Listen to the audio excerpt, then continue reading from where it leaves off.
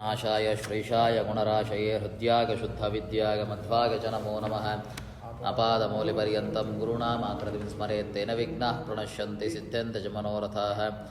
ಮುಕೋಪಿ ಯತ್ಪ್ರಸಾದೇನ ಮುಕುಂದಶಯನಾಗತೆ ರಾಜರಾಜಾಗತೆ ರಿಕ್ತೋ ರಾಘವೇಂದ್ರಂ ತಮಾಶ್ರಯೇ. ತಪಸ್ವಾಧ್ಯಾಯ ಶುಶ್ರೂಷಾ ಕೃಷ್ಣಪೂಜಾರತಂ ಮುನಿಂ ವಿಶ್ವೇಶಂ ವಿಷ್ಣುದಂ ವಂದೇ ಪರಿವ್ರಾಟ್ ಚಕ್ರವರ್ತಿನಂ. ದೇವಂ ನಾರಾಯಣಂ ನತ್ವಾ ಸರ್ವದೋಷವಿವರ್ಜಿತಂ ಪರಿಪೂರ್ಣಂ ಗುರುಂ ಶಾನ್ಗೀತಾರ್ಥಂ ವಕ್ಷ್ಯಾಮಿ ಲೇಷತಃ. ಸಮಸ್ತಗುಣಸಂಪೂರ್ಣಂ ಸರ್ವದೋಷವಿವರ್ಜಿತಂ ನಾರಾಯಣಂ ನಮಸ್ಕೃತ್ಯ ಗೀತಾ ತಾತ್ಪರ್ಯಮುಚ್ಯತೆ. ಲಕ್ಷ್ಮೀನಾರಾಯಣಂ ನತ್ವಾ ಪೂರ್ಣಬೋಧಾನ್ ಗುರೂನಪಿ ಕುರ್ಮ ಶ್ರೀಕೃಷ್ಣಗೀತಾಯ ಭಾಷ್ಯಾದ್ಯುಕ್ತಾರ್ಥಸಂಗ್ರಹಂ. 46ನೇ ಶ್ಲೋಕ. ಯಾವಾನರ್ಥ ಉದಪಾನೆ ಸರ್ವತಃ ಸಂಪ್ಲುತೋದಕೆ ತಾವಾನ್ ಸರ್ವೇಷು ವೇದೇಷು ಬ್ರಾಹ್ಮಣಸ್ಯ ವಿಜಾನತಃ. ಹಿಂದಿನ ಶ್ಲೋಕದಲ್ಲಿ ತ್ರಿಗುಣ್ಯ ವಿಷಯ ವೇದಾಃ ನಿಸ್ತ್ರಿಗುಣ್ಯೋ ಭವಾರ್ಜುನ ನಿರ್ದ್ವಂದೋ ನಿತ್ಯಸತ್ವಸ್ಥಃ ನಿರ್ಯೋಗ ಕ್ಷೇಮ ಆತ್ಮವಾನ್ ಅಂತ ಹೇಳ್ತಾ, ವೇದದಲ್ಲಿ ವಿಹಿತವಾದಂತಹ ವಿಷಯ ಏನು ಅಂತಾದರೆ ಏನು ಸ್ವರ್ಗಾದಿ ಕಾಮನೆಗಳನ್ನಕ್ಕೋಸ್ಕರವಾಗಿ ಹೇಳುವಂತಹದಲ್ಲ ವೇದ. ತ್ರಿಗುಣ್ಯ ವಿಷಯ ವೇದಾಃ ನೈಸ್ತ್ರಿಗುಣ್ಯೋ ಭವಾರ್ಜುನ, ಕಾಮ್ಯಕರ್ಮಗಳನ್ನು ಬಿಟ್ಟು ಬಿಡು ಅಂತ ಹೇಳ್ತಾ, ಕಾಮ್ಯಕರ್ಮಗಳನ್ನು ಹೇಳುವಂತಹ ವಿಷಯ ವೇದಗಳಲ್ಲಲ್ಲ ಹೊರತು ಪರಮಾತ್ಮನನ್ನೇ ಹೇಳುವಂತಹದ್ದು. ಅದಕ್ಕೆ ವಿಷಯಭೂತನಾದವ ಪರಮಾತ್ಮ ಅಂತ. ಹೀಗೆ ಆ ಪರಮಾತ್ಮ ಎಂತವ ನಿರ್ದ್ವಂದೋ ನಿತ್ಯ ಸತ್ವಸ್ಥೋ ನಿರ್ಗೋಗ ಕ್ಷೇಮ ಆತ್ಮವ. ನಿತ್ಯವೂ ಸಹಿತ ಪರಮಾತ್ಮನ ಸ್ಮರಣೆ ಹೇಗೆ ಆತ್ಮ ಅಂತ ಸ್ಮರಣೆ. ಆತ್ಮ ಅಂದ್ರೆ ಅರ್ಥ ಏನು ಏನು ಅಂತ, ಮಮ ಸ್ವಾಮಿ ಹರಿರ್ನಿತ್ಯಂ ಅಲ್ವಾ, ಸರ್ವಸ್ಯ ಪತಿರೇವಚ. ಹೀಗೆ ಸರ್ವಸ್ವಾಮಿಯಾದವ, ನನ್ನ ದೇವ ಸ್ವಾಮಿಯಾದವ ಅಂತ ನಿತ್ಯವೂ ಸ್ಮರಣೆ ಮಾಡಬೇಕು. ಇಂತಹ ಜ್ಞಾನಯೋಗವೇ ಪರಮಾತ್ಮನ ಜ್ಞಾನಕ್ಕೆ ಕಾರಣ ಅಂತ ತಿಳಿಸಿದ. ಈಗ ಮತ್ತೊಂದು ವಿಷಯದ ಚಿಂತನೆಯನ್ನು ಮಾಡ್ತಾ ಇದ್ದಾರೆ. ಯಾವಾನರ್ಥ ಉದಪಾನೆ ಸರ್ವತಃ ಸಂಪ್ಲುತೋದಕೆ ತಾವಾನ್ ಸರ್ವೇಷು ವೇದೇಶು ಬ್ರಾಹ್ಮಣಸ್ಯ ವಿಜಾನತಃ. ಈಗ ಸಣ್ಣ ಜಲಾಶಯ ಅಥವಾ ಒಂದು ಬಾವಿ ನೀರಿಂದ ನಮಗೇನು ಪ್ರಯೋಜನ ಬರ್ತದೋ, ಪ್ರಯೋಜನಕ್ಕೆ ಆಗ್ತದೋ, ಸರ್ವತಃ ಸಂಪ್ಲುತೋದಕ್ಕೆ ದೊಡ್ಡ ಜಲಾಶಯದಿಂದಲೇ ಆ ಪ್ರಯೋಜನ ಆಗ್ತದೆ ಅಲ್ವಾ. ಒಂದು ಬಾವಿಯಿಂದ ಏನೋ ಪ್ರಯೋಜನ ಬರಬೇಕು ನಮಗೆ, ಆ ಪ್ರಯೋಜನ ನಮಗೆ ಒಂದು ದೊಡ್ಡ ಜಲಾಶಯ, ಒಂದು ಡ್ಯಾಮ್, KRS ಡ್ಯಾಮ್ ಸಿಗ್ತದೋ ಇಲ್ಲೋ, ಅದರಿಂದ ಆ ಪ್ರಯೋಜನ ಸಿಕ್ಕೇ ಸಿಗ್ತದೆ. ತಾವಾನ್ ಸರ್ವೇಷು ವೇದೇಶು ಬ್ರಾಹ್ಮಣಸ್ಯ ವಿಜಾನತಃ. ಹೀಗೆ ವೇದಗಳಲ್ಲಿ ಹೇಳಲ್ಪಟ್ಟಂತಹ ಕಾಮ್ಯಕರ್ಮಗಳ ವಿಷಯ ಏನಿದೆ ಅದರಿಂದ ಬರುವಂತಹ ಪ್ರಯೋಜನ ಏನು? ಸ್ವರ್ಗಾದಿ ಅನಿಷ್ಠ ಫಲ, ನಶ್ವರ ಫಲ. ಇದು ತಾವಾನ್ ಸರ್ವೇಷು ವೇದೇಶು ಬ್ರಾಹ್ಮಣಸ್ಯ ವಿಜಾನತಃ. ವಿಜಾನತಃ ಬ್ರಾಹ್ಮಣಸ್ಯ ಸರ್ವಾನ್ ವೇದೇಶು ತಾವಾನ್.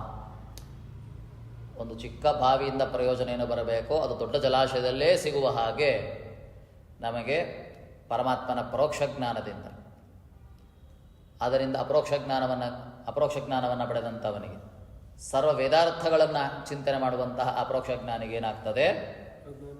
ಮೋಕ್ಷ ಫಲವೇ ಸಿಗ್ತದೆ. ಪರಮಾತ್ಮನ ಅನುಗ್ರಹದಿಂದ ಸಿಗುವಂತಹ ಮೋಕ್ಷ ಫಲವೇ ಸಿಗುವಾಗ ಕಾಮ್ಯಕರ್ಮದಿಂದ ಆಗುವಂತಹ ಸ್ವರ್ಗದಿಂದ ಪ್ರಯೋಜನ ಏನಿದೆಯೋ ಆ ಪ್ರಯೋಜನಕ್ಕಿಂತಲೂ ಮಿಗಿಲಾಗಿ, ಆ ಪ್ರಯೋಜನ ಎಲ್ಲ ಆಗ್ತದೆ ನಮಗೆ, ಅದಕ್ಕಿಂತಲೂ ಹೆಚ್ಚಾಗಿ ಆಗ್ತದೆ. ಎಲ್ಲಿಂದ? ಪರಮಾತ್ಮನ ಪರೋಕ್ಷ ಜ್ಞಾನದಿಂದ. ಅಪರೋಕ್ಷ ಜ್ಞಾನವನ್ನು ಪಡೆದವನಿಗೆ ಯಾವುದರಿಂದ? ಎಲ್ಲ ವೇದಾರ್ಥಗಳೂ ಪರಮಾತ್ಮನದು. ವೇದದಲ್ಲಿ ಹೇಳಿದಂತಹ ವಿಷಯ ಅದು ಅಲ್ಲಿ ವಿಷಯೀಕರಿಸಿದವ ಯಾರು? ಅದಕ್ಕೆ ವಿಷಯಭೂತನಾದವ, ವೇದದಲ್ಲಿ ಪ್ರತಿಪಾದ್ಯನಾದವ ಯಾರು? ಪರಮಾತ್ಮ. ಹೀಗೆ ಇಂತಹ ಅಪರೋಕ್ಷ ಜ್ಞಾನಿಗೆ ಬಾವಿಯಲ್ಲಿ ಸಿಗುವಂತಹ ಪ್ರಯೋಜನ ಹೇಗೆ ದೊಡ್ಡ ಜಲಾಶಯ ಸಿಗುವಂಥವನಿಗೆ ಹೇಗೆ ಸಿಗ್ತದೋ ಹಾಗೆ ಮೋಕ್ಷದ ಫಲದಲ್ಲೇ ಸಿಗ್ತದೆ ಅಂತ ಒಂದು ಅರ್ಥ. ಹೀಗೆ ಮತ್ತೊಂದು ಅರ್ಥವೂ ಚಿಂತನೆ ಮಾಡ್ಬೋದು. ಏನು? ಯಾವಾನರ್ಥ ಉದಪಾನೆ ಸರ್ವತಃ ಸಂಪ್ಲುತೋದಕೆ. ಯಾವಾನರ್ಥ ಉದಪಾನೆ ಪದಕ್ಕೆ ಅರ್ಥವನ್ನು ಪರಮಾತ್ಮ ಅಂತ ಚಿಂತನೆಯಲ್ಲಿ ಏನು ಅಂದರೆ, ಎಲ್ಲ ಕಡೆ ವ್ಯಾಪಿಸಿದಂತಹ ಪ್ರಳಯೋದಕ. ಆ ಪ್ರಳಯೋದಕದಲ್ಲಿರುವಂಥವ ಯಾರು? ಉದಪಾನ ರೂಪಿಯಾದಂಥ ಪರಮಾತ್ಮ. ಉದಪಾನ ರೂಪಿ ಅಂದರೆ ಎಲ್ಲ ಗುಣಗಳಿಂದ ಸಂಭೂತನಾದವ. ತನಗೆ ಇನ್ನೊಬ್ಬ ರಕ್ಷಕನ ಇಲ್ಲದೆ ಇರುವಂಥವ, ಅನ್ಯ ರಕ್ಷಕ ಇಲ್ಲದೆ ಇರುವಂಥವ, ಎಲ್ಲ ಗುಣಗಳಿಂದ ಪರಿಪೂರ್ಣನಾದವ, ಕಾಲಾದಿ ನಿತ್ಯ ಪದಾರ್ಥಗಳಿಗೆಲ್ಲ ಚೇಷ್ಟಕನಾದವ, ನಿಯಾಮಕನಾದವ ಪರಮಾತ್ಮ ಏನಿದ್ದಾನೆ, ಈ ಪರಮಾತ್ಮನ ಅನುಗ್ರಹದಿಂದ ಏನು ಧರ್ಮ ಮೋಕ್ಷಾದಿ ಫಲಗಳೇನು ಸಿಗ್ತವೋ ಆ ಫಲಗಳೆಲ್ಲವೂ ಸಹಿತ ಸ್ಥಾವಾನ್ ಸರ್ವೇಷು ವೇದೇಶು ಬ್ರಾಹ್ಮಣಸ್ಯ ವಿಜಾನತಃ. ಯಾರು ಪರಮಾತ್ಮನ ಪರೋಕ್ಷ ಜ್ಞಾನದಿಂದ ಅಪರೋಕ್ಷ ಜ್ಞಾನವನ್ನು ಪಡೆದವನಿದ್ದಾನೆ, ಎಲ್ಲ ವೇದಗಳು ಪರಮಾತ್ಮನದೊಂದು ಚಿಂತನೆ ಮಾಡುವಂಥವನಿದ್ದಾನೆ, ಎಲ್ಲ ವೇದದಿಂದ ಪ್ರತಿಪಾದ್ಯನಾದವ ವೇದಿತನಾದವ ಪರಮಾತ್ಮ ಅಂತ ಚಿಂತನೆ ಮಾಡುವಂಥವನಿಗೆ ಸಿಗ್ತದೆ. ವೇದದಲ್ಲಿ ಹೇಳುವಂತಹ ವಿಷಯನೂ ಇದೇ ವಿಷಯ. ವಿಶೇಷವಾಗಿ ಪರಮಾತ್ಮ ಪ್ರಳಯ ಕಾಲಕ್ಕೂ ಮಿಗಿಲಾದವ, ಪ್ರಳಯ ಕಾಲದಲ್ಲೂ ಇದ್ದವನಾಗಿ ಎಲ್ಲದಕ್ಕೂ ಕಾರಣಕರ್ತನಾದವ, ಅನ್ಯ ರಕ್ಷಕ ಇಲ್ಲದೆ ಇರುವಂಥವ, ಸರ್ವಗುಣಗಳಿಂದ ಸಂಪೂರ್ಣನಾದವ. ಇದನ್ನು ವೇದಗಳಿಂದ ಯಾರು ತಿಳಿತಾನೆ, ಆ ಪರಮಾತ್ಮ ಏನು ಮೋಕ್ಷದ ಮುಕ್ತಿಯ ಫಲವನ್ನು ಕೊಡ್ತಾನೆ, ಆ ಮುಕ್ತಿಯ ಫಲ ಹೀಗೆ ವೇದದಿಂದ ತಿಳಿಯುವಂಥವನಿಗೆ ಕೊಡ್ತಾನೆ ಅಂತ ಸಿಗ್ತದೆ. ಅರ್ಥ ಏನು? ಎರಡೂ ಒಂದೇ ಅರ್ಥವೇ. ಇದು ಮತ್ತೊಂದು ರೀತಿಯಾದಂತಹ ಶ್ಲೋಕದ ತಾತ್ಪರ್ಯ ಅರ್ಥ ಅಂತ ಭಾಷ್ಯದಲ್ಲಿ ಈ ಶ್ಲೋಕದ ಚಿಂತನೆಯನ್ನು ಮಾಡುವಂಥವರಾಗ್ತಾರೆ ಆಚಾರ್ಯರು. ಯಾಕೆ ಈ ಶ್ಲೋಕ ಹೊರಟಿದೆ ಅಂತ ಚಂದ ಹೇಳ್ತಾರೆ. ತಥಾಪಿ ಕಾಮ್ಯಕರ್ಮಿಣಾಂ ಫಲಂ ಜ್ಞಾನಿನಾಂ ನ ಭವತಿ ಇತಿ ಸಾಮ್ಯಮೇವ ಇತ್ಯತಃ ಯಾವಾನರ್ಥ ಇದು. ಯಾಕೆ ಈ ಶ್ಲೋಕ ಹೊರಟಿದೆ ಅಂದರೆ ಸ್ವಲ್ಪ ಹಿಂದಿನ ಶ್ಲೋಕ ಚಿಂತನೆ ಮಾಡೋಣ. ತ್ರಿಗುಣ್ಯ ವಿಷಯೋ ವೇದಾ ನೈಸ್ತರ್ಗುಣ್ಯೋ ಭವಾರ್ಜುನ ನಿದ್ವಂದ್ವೋ ನಿತ್ಯ ಸತ್ವಸ್ಥಃ ನಿರ್ಯೋಗ ಕ್ಷೇಮ ಆತ್ಮವಾನ್. ಎರಡನೇ ಉತ್ತರಾರ್ಧವನ್ನು ಬಿಟ್ಬಿಡೋಣ.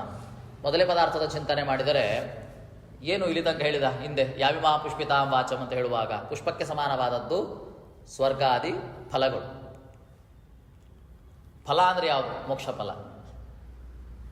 ಸ್ವರ್ಗಾದಿ ಕಾಮನೆ ಸ್ವರ್ಗಾದಿ ಫಲಗಳೆಲ್ಲ ಫಲ ಅಲ್ಲ, ಅದು ಸ್ವರ್ಗಾದಿ ಪುಷ್ಪ. ಯಾಕೆ? ಅದು ನಶ್ವರ.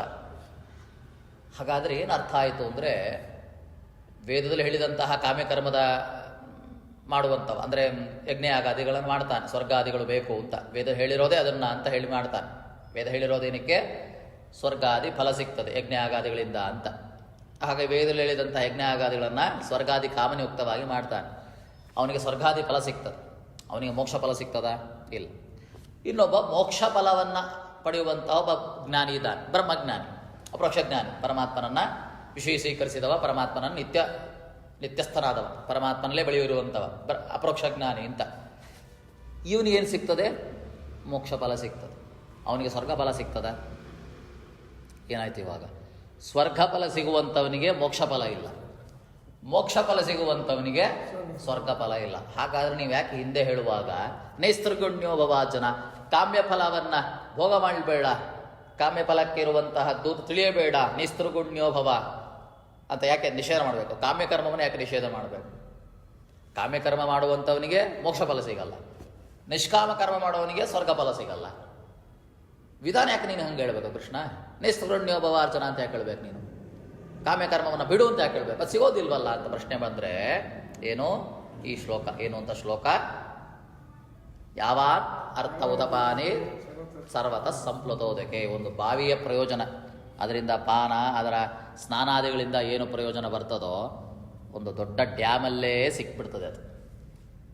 ಅದರ ಅರ್ಥ ದೊಡ್ಡ ಡ್ಯಾಮಲ್ಲೇ ಅದರ ಪ್ರಯೋಜನ ಸಿಗ್ತದೆ ಅಂದರೆ ಅದಕ್ಕಿಂತ 1000 ಪಟ್ಟು 100 ಪಟ್ಟು ಸಿಗುವಾಗ ನಮಗೆ ಬಾವಿ ಬೇಕು ಅಂತ ಅನಿಸ್ತದೆ. ಆವಾಗ ಡ್ಯಾಮ್ ನೀರು ಸಿಗ್ತದೆ ನಮಗೆ, ಎಷ್ಟು ಚಂದ ಎಲ್ಲ ಮಾಡ್ತೀವಿ, ಅದರ ಪ್ರಯೋಜನ ಎಲ್ಲ ಪಡೆದಾದ್ಮೇಲೆ ಪ್ರಯೋಜನ ಪಡಿತಾ ಏನಿದ್ರು ಇಲ್ಲೊಂದು ಬಾವಿ ಇದ್ರೆ ಚೆನ್ನಾಗಿರ್ತಿತ್ತು ಅಂತ ಯಾರಿಗಾರು ಅನಿಸ್ತದೆ. ಹಾಗೆ ನಿಷ್ಕಾಮ ಕರ್ಮದಿಂದ ಪರಮಾತ್ಮನ ಅನುಗ್ರಹ ಸಿಗುವಂತಹ ಮೋಕ್ಷಕ್ಕೆ ಅದಕ್ಕೆ ಅನಂತ ಪಟ್ಟು ಅದು ಶಾಶ್ವತವಾಗಿ ಸಿಗುವಾಗ ಬಾವಿ ಹಾಗಿರುವಂತಹ ಪ್ರಯೋಜನ ಯಾವುದು? ನಶ್ವರವಾದಂತಹ ಸ್ಥಿರವಾದಂತಹ ಸ್ವರ್ಗಾದಿ ಫಲ ಬೇಕು ಅಂತ ಇಚ್ಛೆನೇ ಇರೋದಿಲ್ಲ. ಹೀಗೆ ಚಿಂತನೆ ಮಾಡಬೇಕು. ಯಾಕೆ ಈ ಶ್ಲೋಕ ಹುಟ್ಟಿದೆ? ಎಷ್ಟು ಚಂದ ಹೇಳ್ತಾರೆ ನೋಡಿ. ಒಂದೊಂದು ಶ್ಲೋಕದ ವಿವರಣೆ ಹೀಗಿರ್ತದೆ. ಮುಂದೆ ಮುಂದೆ ಹೀಗೇನೆ ಒಂದು ಶ್ಲೋಕದಿಂದ ಮತ್ತೊಂದು ಶ್ಲೋಕಕ್ಕೆ ಹೋಗುವಾಗ ಯಾಕೆ ಈ ಶ್ಲೋಕ ಹೊರಟಿದೆ, ಏನು ವಿವರಣೆ, ಏನು ನಮಗೆ ಪ್ರಶ್ನೆ ಬರ್ತದೆ, ಆ ಪ್ರಶ್ನೆಗೆ ಉತ್ತರವೇನು, ಪೂರ್ವಾಪರಗಳ ವಿಮರ್ಶನೆ ಏನು, ಎಲ್ಲವನ್ನ ಮಾಡಿ ತೋರಿಸ್ತಾ ಆಚಾರ್ಯ. ಏನು ಶ್ಲೋಕ? ಯಥಾ ಯಾವಾನ್ ಅರ್ಥ ಪ್ರಯೋಜನ ಉದಪಾನೆ ಕೂಪೆ ಭವತಿ ತಾವಾನ್ ಸರ್ವತಃ ಸಂಪ್ಲುತೋದಕ್ಕೆ ಅಂತರ್ಭವತ್ತೇವ. ಅರ್ಥ ಆಯ್ತಲ್ಲ ನಿಮಗೆ? ನಾನು ಬಿಡಿಸಿ ಹೇಳಬೇಕು ಅಂತಿಲ್ಲ, ಶ್ಲೋಕದ ತಾತ್ಪರ್ಯ ಹೇಳಿಬಿಟ್ಟಿದ್ದಾರೆ ಆಚಾರ್ಯ. ಯಥಾ ಯಾವಾನರ್ಥ, ಅರ್ಥ ಅಂದರೆ ಪ್ರಯೋಜನ, ಯಾವಾನರ್ಥ ಉದಪಾನೆ, ಉದಪಾನೆ ಅಂದರೆ ಕೂಪೆ ಭವತಿ, ಕೂಪ ಅಂದರೆ ಬಾವಿಯಲ್ಲಿ ಏನು ಪ್ರಯೋಜನ ಸಿಗ್ತದೋ ಅದರ ಪ್ರಯೋಜನ ಅದು ಸರ್ವತಃ ಸಂಪ್ಲುತೋದಕ್ಕೆ, ಸರ್ವತಃ ಸಂಪ್ಲುತ ಉದಕ, ಸಂಪ್ಲುತ ಉದಕ ಅಂದರೆ ದೊಡ್ಡ ಜಲಾಶಯಗಳಿಂದ ತುಂಬಿಕೊಂಡಿರುವಂತಹ ನೀರಿನಲ್ಲೇ ನಮಗೆ ಸಿಗ್ತದೆ. ಎಲ್ಲ ಅಲ್ಲೇ ಅಂತರ್ಭವತ್ತೇವ, ಎಲ್ಲ ಅಲ್ಲೇ ಸಿಗ್ತದಲ್ಲ.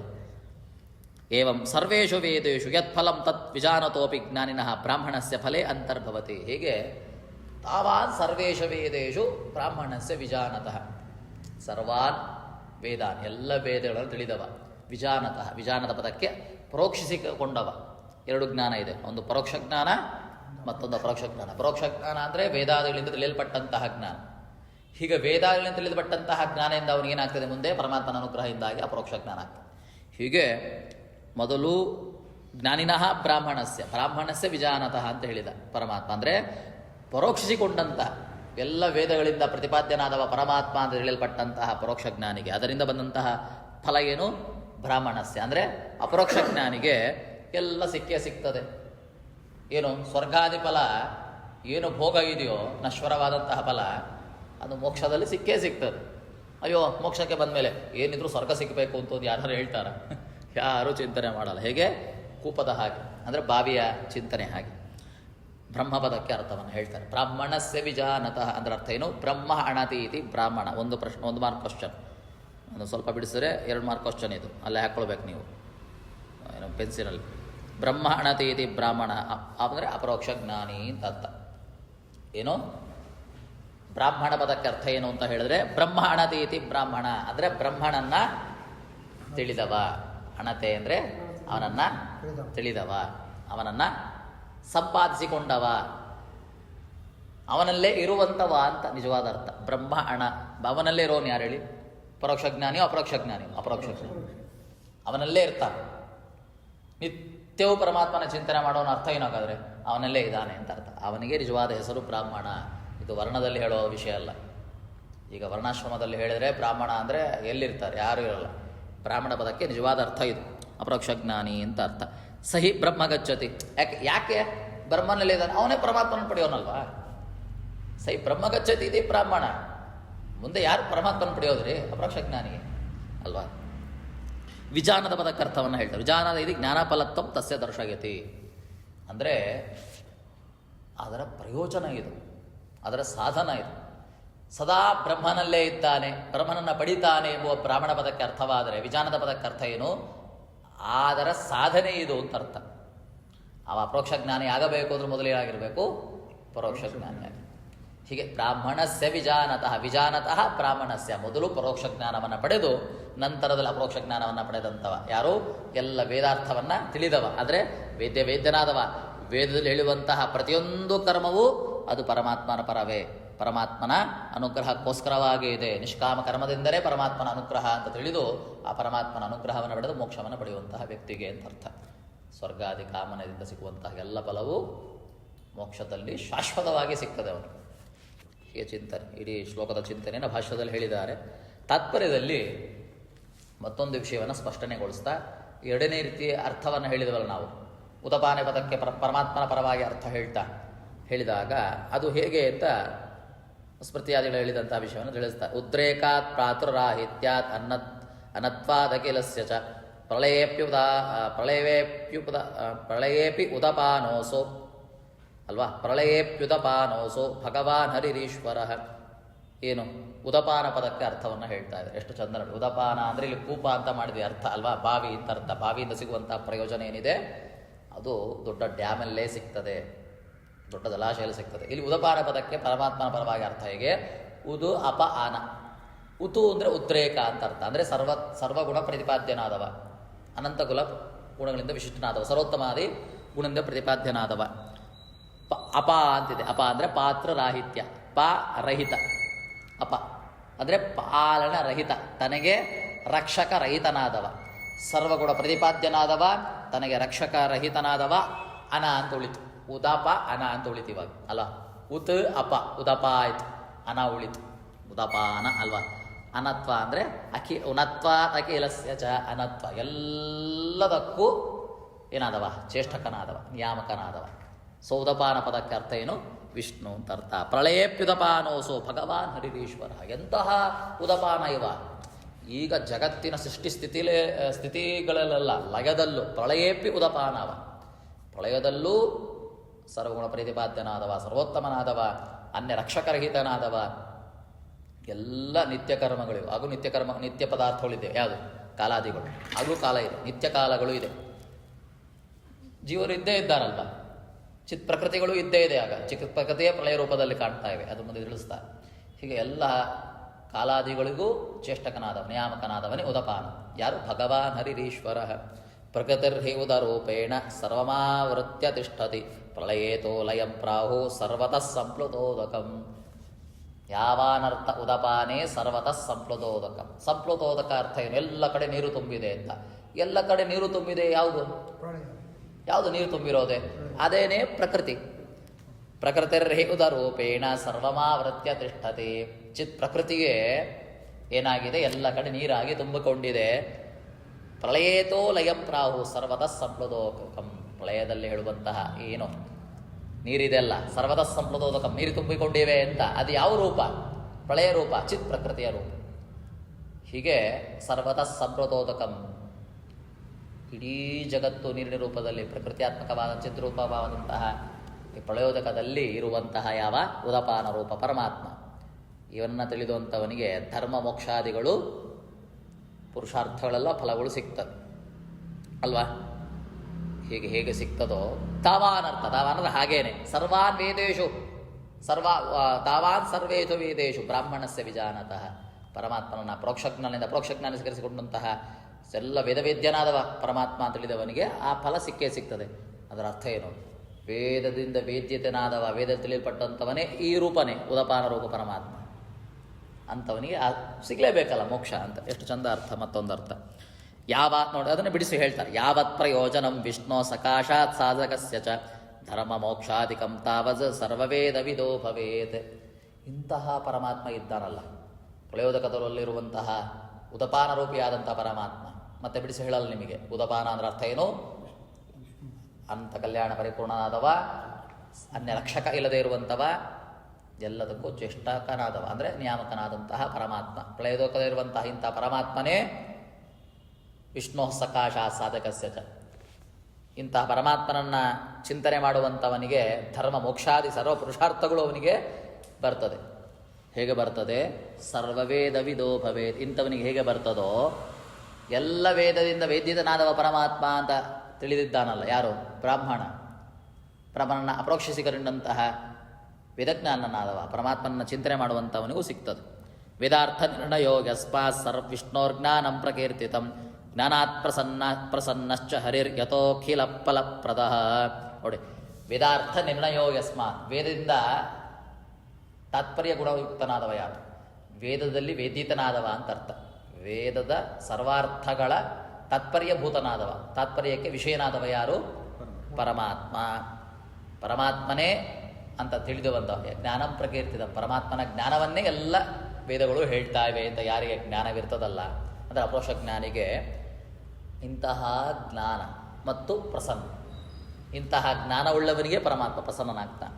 ಪ್ರಸನ್ನನಾಗಿ ಏನು ಕೊಡ್ತಾನೆ? ಹರಿಹಿ ಯಥೋ ಅಖಿಲ ಫಲಪ್ರದ. ಎಲ್ಲ ಫಲಪ್ರದನಾಗಿ ಪರಮಾತ್ಮ ಅನುಗ್ರಹ ಮಾಡ್ತಾನೆ. ಅರ್ಥ ಏನು? ಮೋಕ್ಷವನ್ನೇ ಕೊಣಿಸ್ತಾನೆ, ತನ್ನೇ ತಾನು ಕೊಡ್ತಾನೆ. ಯಾರು ಉದಪಾನ ರೂಪಿ ಪರಮಾತ್ಮ ಅಂತ ಚಿಂತನೆ ಮಾಡುವಂಥವನಿಗೆ ಏನು ಮೋಕ್ಷಾದಿ ಸಿಗ್ತದೋ, ಎಲ್ಲ ವೇದವೇದಿಯರಾದವ ಇಂತಹ ಎಲ್ಲ ಗುಣಶಿಷ್ಟಾದವ ಪರಮಾತ್ಮ ಅಂತ ತಿಳಿದವನಿಗೆ ಸಿಗ್ತದೆ. ಅದರ ಅರ್ಥ ಏನು? ಎರಡೂ ಒಂದೇ, ಈಕ್ವಲ್ ಅಂತ ಅರ್ಥ. ಪೂರ್ವಾರ್ಧಕ್ಕೂ ಉತ್ತರಾರ್ಧಕ್ಕೂ ಈಕ್ವಲ್ ಅದು. ಯಾವಾನರ್ಥ ಉದಪಾನೆ ಸರ್ವತಃ ಸಂಪ್ಲುತೋದಕೆ. ಇಂಥವನಿಗೇನು ಮೋಕ್ಷ ಸಿಗ್ತದೋ ಈಕ್ವಲ್ ಆಗಿ ತಾವಾನ್ ಸರ್ವೇದು ವೇದೇಶು ಬ್ರಾಹ್ಮಣಸ್ಯ ವಿಜಾನತಃ. ಅದರ ಅರ್ಥ ಏನು? ವೇದದಿಂದ ತಿಳಿದಂತ ಪಟ್ಟವನಿಗೇನೆ ಮೋಕ್ಷ ಅಂತ ಅರ್ಥ. ಈ ಉದಪಾನ ರೂಪಿಯ ಪರಮಾತ್ಮ ಅಂತ ಚಿಂತನೆ ಮಾಡಿದ್ರೆ ಅದು ಎಲ್ಲಿ ಹೇಳಿದೆ? ಅದು ವೇದಗಳಲ್ಲಿ. ವೇದಗಳಿಂದಲೇ ಪರಮಾತ್ಮನ ಹೇಗೆ ತಿಳಿಬೇಕು, ಇಂಥವನಿಗೆ ಮೋಕ್ಷ ಅಂತ ಮತ್ತೊಂದು ಅರ್ಥದ ಚಿಂತನೆ ಇದು. ಮೊದಲ ಅರ್ಥದ ಚಿಂತನೆ ಬೇರೆ, ಈ ಪ್ರಕೃತಕ್ಕೆ ಸ್ವಲ್ಪ ಅರ್ಥ ಆಗ್ತದೆ, ಅರ್ಜುನಿಗೆ ಹೇಳುವಂತಹ ಮೊದಲ ಅರ್ಥ. ಎರಡನೇ ಅರ್ಥ ಒಳಗಿನ ತಾತ್ಪರ್ಯದ ಅರ್ಥ, ಪರಮಾತ್ಮನ ಚಿಂತನೆ ಮಾಡುವಂತಹ ಅರ್ಥ. ಸರ್ವತಃ ಸಂಪ್ಲುತೋದಕೇಪಿ ಉದ್ರಿಕ್ತಃ ಪಾಲಕವರ್ಜಿತಃ ಕಾಲಾದ್ಯನ್ಯಶ್ಚ ಯೋ ವಿಷ್ಣು ತಸ್ಮಾತ್ ಯಾವತ್ ಫಲಂ ತಾವತ್ ಸರ್ವವೇದೇಶು ವಿಶೇಷಜ್ಞಸ್ಯೈವ ಭವತಿ ಇತ್ಯರ್ಥಃ. ಇಡೀ ಶ್ಲೋಕದ ತಾತ್ಪರ್ಯವನ್ನು ತಾತ್ಪರ್ಯದಲ್ಲಿ ಬಿಡಿಸ್ತಾ ಇದ್ದ. ಎರಡನೇ ಅರ್ಥ ಏನು? ಸರ್ವದ ಸಂಪ್ಲುತೋದಕೇಪಿ, ಎಲ್ಲ ಪ್ರಕೃತಿ ರೂಪವಾಗಿರುವಂತಹ ಪ್ರಳಯೋದಕದಲ್ಲಿರುವಂತಹ ಪರಮಾತ್ಮ ಅವಾಗೆಂತವ? ಉದ್ರಿಕ್ತ ರೂಪನಾದವ, ಅಂದರೆ ಸರ್ವಗುಣ ಸಂಭೂತನಾದವ, ಪಾಲಕ ವರ್ಜಿತ ಉದಪಾನ ಪದಕ್ಕೆ ಅರ್ಥ 2 ಮಾರ್ಕ್ ಕ್ವಶನ್ ಹಾಕೊಳ್ಳಿ ಅಲ್ಲಿ. ಉದಪಾನ ಪದಕ್ಕೆ ಅರ್ಥ ಏನು? ಉತ ಅಂದರೆ ಸರ್ವಗುಣ ಪರಿಪೂರ್ಣ, ಅಪ ಅಂದರೆ ಪಾಲಕ ವರ್ಜಿತ, ಪಾಲನ ಅಪ, ಯೋ ಪಾನ ಸ ಅಪ, ಅರ್ಥ ಆಯ್ತಲ್ಲ. ಪಾಲಕ ವರ್ಜಿತನಾದವ. ಅನ ಅಂದರೆ ಎಲ್ಲದಕ್ಕೂ ಚೇಷ್ಟಕ ನಿಯಾಮಕನಾದವ. ಕಾಲಾದಿ ಅನ್ಯಶ್ಚ ಯೋ ವಿಷ್ಣು, ಎಲ್ಲದಕ್ಕೂ ಚೇಷ್ಟಕನಾದಂತಹ ಯಾರು ಪರಮಾತ್ಮ ಇದ್ದಾನೆ. ತಸ್ಮಾತ್ ಯಾವತ್ ಫಲಂ, ಅವನಿಂದ ಏನು ಫಲ ಸಿಗ್ತದೆ? ಮೋಕ್ಷಾದಿ ಫಲ. ಆ ಎಲ್ಲ ಫಲಗಳು ಸಹಿತ ಸರ್ವ ವೇದೇಶು ವಿಶೇಷಜ್ಞಸ್ಯೇವ ಭವತಿ ಇತ್ಯರ್ಥ. ತಾವಾನ್ ಸರ್ವೇಷು ವೇದೇಶು ಬ್ರಾಹ್ಮಣಸ್ಯ ವಿಜಾನತಃ, ಅಂದರೆ ವಿಶೇಷವಾಗಿ ತಿಳಿದವನಿಗೆ. ವಿಜಾನತ ಪದಕ್ಕೆ ಅರ್ಥ ಏನು? ವಿಶೇಷವಾಗಿ ತಿಳಿದಂಥವನಿಗೆ, ಅಪರೋಕ್ಷಕ್ಕೆ ಸಿಕ್ಕೊಟ್ಟಂತಹ ವ್ಯಕ್ತಿಗೆ ಎಲ್ಲ ವೇದನಾದ ಪರಮಾತ್ಮ ಅಂತ ತಿಳಿದವನಿಗೆ ಬರ್ತದೆ. ಈಕ್ವಲ್ ಪದಾರ್ಥ ಆಯಿತು. ಹೀಗೆ ಹೇಳಿ ಮತ್ತೆ ಮತ್ತೊಂದು ವಿಷಯದ ಚಿಂತನೆ ಹೇಳ್ತಾರೆ. ಸರ್ವೇ ಹಿ ವಿಷ್ಣೋ ಅನ್ಯೇ ಪ್ರಳಯಕಾಲೇ ನೋದ್ರಿಕ್ತಾ ಯೇ ಚ ಉದ್ರಿಕ್ತಾ ಮುಕ್ತಾ ರಮಾಚ ತೇಪಿನ ಪಾಲಕವರ್ಜಿತಾ. ಅದೇನ್ರಿ, ಪ್ರಳಯ ಕಾಲದಲ್ಲಿ ಪರಮಾತ್ಮರನ್ನ ಬಿಟ್ಟು ಬೇರೆ ಯಾರು ಗುಣಪರಿಪೂರ್ಣರಾದವರು ಯಾರು ಇಲ್ವಾ? ಗುಣಪರಿಪೂರ್ಣರಾದವರು ಇದ್ದಾರೆ. ಯಾರು? ಲಕ್ಷ್ಮೀದೇವಿ. ಉದ್ರಿಕ್ತರು ಯಾರು ಇಲ್ವಾ? ಅಪಾನ. ಅಂದರೆ ಉದ್ರಿಕ್ತರಾದವರು, ಗುಣಸಂಪೂರ್ಣ ಕಲ್ಯಾಣ ಪರಿಪೂರ್ಣರಾದವರು, ಗುಣಸಂಪನ್ನರಾದವರು ಯಾರಿಲ್ವಾ? ರಮಾದಿಗಳು ಮತ್ತು ಮೋಕ್ಷದಲ್ಲಿರುವವರಿಗೆ ಇಲ್ವಾ? ಅದು ಪ್ರಳಯ ಕಾಲದಲ್ಲಿ ಯಾರೂ ಇಲ್ಲ. ಯಾರಿದ್ದಾರೆ? ಮುಕ್ತಿ ಇದ್ದೇ ಇದೆ. ರಮಾದೇವಿ ಇದ್ದಾಳೆ, ಅವಳು ಗುಣಸಂಪನ್ನಳು, ಗುಣಪರಿಪೂರ್ಣಳು.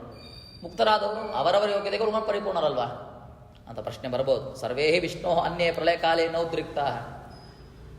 ಆದರೆ ಪರಮಾತ್ಮನಷ್ಟು ಪರಿಪೂರ್ಣನಾಗಿ ಅವರು ಉದ್ರಿಕ್ತರಲ್ಲ, ಗುಣಸಂಪನ್ನರಲ್ಲ. ರಮಾದೇವಿಯೂ ಅಲ್ಲ. ಏಚ ಉದ್ರಿಕ್ತಾ ಮುಕ್ತಾ ರಮಾಚ ತೇಪೇನ ಪಾಲಕವರ್ಜಿತ. ಇನ್ನು ಉದ್ರಿಕ್ತರು ಅಂತ ನೀವು ಚಿಂತನೆ ಮಾಡ್ಬೋದು. ಹೌದು, ಅವರೆಲ್ಲ ಉದ್ರಿಕ್ತರು ಅಂತ ಹೇಳ್ಬೋದು. ಆದರೂ ಅವರೆಲ್ಲ ಅಪ ಅಲ್ಲ. ಮೋಕ್ಷದಲ್ಲೂ ಅವರೆಲ್ಲ ಪ ಅಷ್ಟೇ, ಅಪ ಅಲ್ಲ. ಮೋಕ್ಷದಲ್ಲಿಯೂ ಪರಮಾತ್ಮ ಅವರಿಗೆಲ್ಲ ರಕ್ಷಣೆ ನೀಡುವಂಥವ, ಅವರಿಗೆಲ್ಲ ರಕ್ಷಕ ಸ್ವಾಮಿಯಾದವ, ಅವರಿಗೆಲ್ಲ ಪಾಲನೆ ಇದ್ದದ್ದೇ. ಅವರು ಪಾಲಕ ವರ್ಜಿತರಲ್ಲ. ಯಾಕೆ? ವಿಷ್ಣು ಪಾಲ್ಯತ್ವ. ನಚ ಮುಕ್ತಾ ಕಾಲಾದಿ ಚೇಷ್ಟಕ. ಅಷ್ಟು ಮಾತ್ರವಲ್ಲ, ಅವರು ಅನನೂ ಅಲ್ಲ. ಉದಪಾನ ಆಗಬೇಕಲ್ಲ, ಅವರು ಅನನೂ ಅಲ್ಲ. ಒಂದು ರೀತಿಯಲ್ಲಿ ಉದ್ರಿಕ್ತರಾಗಬಹುದು, ಗುಣಸಂಪೂರ್ಣರು ಹೌದು. ಆದರೆ ಅವರು ಪರಮಾತ್ಮನ ಹಾಗೆ ಪರಿಪೂರ್ಣರಾಗಿ ಗುಣಸಂಪನ್ನರಲ್ಲ. ಒಂದು ರೀತಿ ಇಟ್ಕೊಳ್ಳಿ, ಉದ್ರಿಕ್ತರು. ಅಪ ಅಂತೂ ಅಲ್ವೇ ಅಲ್ಲ, ಹಾಗೆ ಅನನೂ ಅಲ್ಲ. ಅನ ಅಂದರೆ ಕಾಲಾದಿ ಚೇಷ್ಟಕರು ಅಂತ. ಯಾರು ಕಾಲಾದಿ ಚೇಷ್ಟಕರಲ್ಲ. ಎಲ್ಲ ನಿತ್ಯ ಪದಾರ್ಥಗಳನ್ನು ಪ್ರಳಯ ಕಾಲದಲ್ಲೂ ಚೇಷ್ಟಕರಲ್ಲ, ಅದಕ್ಕೆ ನಿಯಾಮಕರಲ್ಲ. ನಚ ಉದ್ರಿಕ್ತತ್ವಂ ತೇಷಾಂ ತದ್ವತ್, ಅದನ್ನು ಹೇಳಿದರು ಆಚಾರ್ಯ. ನಚ ಉದ್ರಿಕ್ತಂ ತೇಷಾಂ ತದ್ವತ್, ಪರಮಾತ್ಮನ ಹಾಗೆ ಉದ್ರಿಕ್ತತ್ವನೂ ಅವ್ರಿಗಿಲ್ಲ, ಗುಣಸಂಪೂರ್ಣರೂ ಅಲ್ಲ. ಅತಃ ಉದಪಾನಯೋ ವಿಷ್ಣುರೇವ ಪ್ರಳಯೇ ವಿಶೇಷತೋ. ಅದು ಹೇಗೆ? ಉದಪಾನ ರೂಪಿಯಾದ ಪರಮಾತ್ಮನೇ, ಅದರಲ್ಲೂ ವಿಶೇಷವಾಗಿ ಪ್ರಳಯದಲ್ಲಿ ಅಂತ ಹೇಳ್ತಾ ಇದ್ದಾರೆ. ಜಾಗೃತ ಅವಸ್ಥೆ ಅಂದರೆ ಏನು ಸೃಷ್ಟಿ ಸ್ಥಿತಿಗಳಲ್ಲಿ ಪರಮಾತ್ಮ ಉದಪಾನ ರೂಪಿಯೇ. ಪರಮಾತ್ಮ ಎಲ್ಲದಕ್ಕೂ ಕಾರಣಕರ್ತನಾಗಿ, ಎಲ್ಲದಕ್ಕೂ ರಕ್ಷಕನಾಗಿ ಇದ್ದೇ ಇದ್ದ, ಗುಣಸಂಪೂರ್ಣನಾಗಿ. ಪ್ರಳಯದಲ್ಲಿ ವಿಶೇಷವಾಗಿದ್ದಾನೆ, ಅವನೊಬ್ಬನೇ ವಿಶೇಷವಾಗಿದ್ದಾನೆ. ಅದನ್ನು ಶ್ರುತಿಗಳು ಹೇಳ್ತವೆ ಅಂತ ಹೇಳಿ ಈ ಶ್ಲೋಕದ ವಿಷಯವನ್ನು ಮುಗಿಸ್ತಾರೆ ಆಚಾರ್ಯ. ಅನೇದವಾತಂ ಸ್ವತಯಾ ತದೇಕಂ ತಸ್ಮಾತ್ ಧಾನನ್ಯ ಪರಕ್ಕಿಂಚನಾಸ ತಮ ಆಸೀತ್ ತಮಸಾ ಗೋಳ್ಹಮಗ್ರೆ ಅಪ್ರಕೇತಂ ಸಲೀಲಂ ಸರ್ವಮಾ ಇದಂ. ಅನೀದವಾತಂ ಸ್ವತಯ. ಅನೀದವಾತ, ವಾತ ಅಂದರೆ ಗಾಳಿ. ಗಾಳಿಯೂ ಇಲ್ವಂತ. ಇಡೀ ಜಗತ್ತು ಪ್ರೇರಕರಾದವರು ಯಾರು? ಗಾಳಿ, ವಾಯು. ಅವರ ಪ್ರೇರಣೆಯಿಂದ, ಅದಕ್ಕೆ ಅವರಿಗೆ ಪ್ರಾಣ ಅಂತ ಹೆಸರು. ಅವರ ಪ್ರೇರಣೆಯಿಂದನೇ ಸರ್ವ ಜಗತ್ತು ಚೇಷ್ಟನೆ ಮಾಡ್ತಾ ಇದೆ. ಸರ್ವ ಚೇಷ್ಟಕರು ಯಾರು ಹಾಗಾದರೆ? ಪ್ರಾಣ. ಪ್ರಳಯದಲ್ಲಿ ಆ ವಾಯು ಇಲ್ಲ. ಅನೀದವಾತಂ. ವಿಶೇಷವಾಗಿ ಪ್ರಳಯ ಕಾಲದಲ್ಲೂ ವಾಯು ಮೊದಲಾದವರ ಪ್ರೇರಣೆ ಇಲ್ಲದೆ ಸುಸಾಮರ್ಥ್ಯದಿಂದಲೇ ಪರಮಾತ್ಮ ಏನು ಮಾಡ್ತಾನೆ? ಕಾಲಾದಿಗಳನ್ನು ಪ್ರೇರಣೆ ಮಾಡ್ತಾನೆ. ನಮಗೆಲ್ಲ ಚಿಂತನೆ ಮಾಡ್ಬೋದು, ಓ ಜಗತ್ತಲ್ಲ ಹೀಗೆ ಪ್ರೇರಣೆಗೊಳ್ತಾ ಇರೋದು ಯಾರಿಂದ? ವಾಯುವಿಂದ. ವಾಯು ಇಲ್ಲದೆ ಹೋದರೆ ಏನೂ ಇಲ್ಲ ಅಂತ ನಮಗೆ ಅನಿಸ್ಬೋದು. ಆದರೆ ಪ್ರಳಯ ಕಾಲದಲ್ಲಿ ವಿಶೇಷವಾಗಿ ಪರಮಾತ್ಮ ವಾಯು ಮೊದಲಾದಂತಹ ವ್ಯಕ್ತಿಗಳ ಅಥವಾ ದೇವತೆಗಳು ಯಾವುದನ್ನು ಚಿಂತೆ ತೊಗೊಳ್ಳಲ್ಲ. ಅವರ ಯಾವ ಪ್ರೇರಣೆ ಇಲ್ಲದೆ ಸುಸಾಮರ್ಥ್ಯದಿಂದಲೇ ಪರಮಾತ್ಮ ಏನು ಮಾಡ್ತಾನೆ? ಎಲ್ಲದಕ್ಕೂ ನಿಯಾಮನೆ ಮಾಡ್ತಾನೆ. ಸೊ ಉದಪಾನನಾದವ ಪರಮಾತ್ಮ. ತಮ ಆಸಿ ತಮಸಾ ಗೋಳ್ಹಮಗ್ರೆ ಅಪ್ರಕೇತಂ ಸಲಿಲಂ ಸರ್ವಮಾ ಇದಂ. ಹೀಗೆ ಅವನಿಗಿಂತ ಪರಿಪೂರ್ಣವಾದಂತಹ ಸರ್ವಶ್ರೇಷ್ಠವಾದಂತಹ ವಸ್ತು ಅಂತೂ ಪ್ರಳಯ ಕಾಲದಲ್ಲಿ ಖಂಡಿತ ಇಲ್ಲವೇ ಇಲ್ಲ. ಸೃಷ್ಟಿ ಸ್ಥಿತಿಗಳಲ್ಲೂ ಇಲ್ಲ, ಹಾಗೆ ಲಯಗಳಲ್ಲೂ ಸಹಿತ ಸರ್ವಥಾ ಇಲ್ಲ ಅಂತ. ಪ್ರಕೃತಿಯೂ ಅಷ್ಟೇ. ಅಪೋವಾ ಇದಮಗ್ರ ಸಲಿಲಮಾಸೀತ್ ಸಲಿಲ ಏಕೋ ದ್ರಷ್ಟ ಅದ್ವೈತೋ ಭವತಿ ಇತ್ಯಾದಿ ಶ್ರುತಿಭ್ಯ. ಇನ್ನು ಪ್ರಕೃತಿ ಇದಲ್ಲ. ಪ್ರಕೃತಿ ಏನಾಗಿದೆ ಇವಾಗ? ಪ್ರಳಯದಲ್ಲಿ ನೀರಾಗಿದೆ.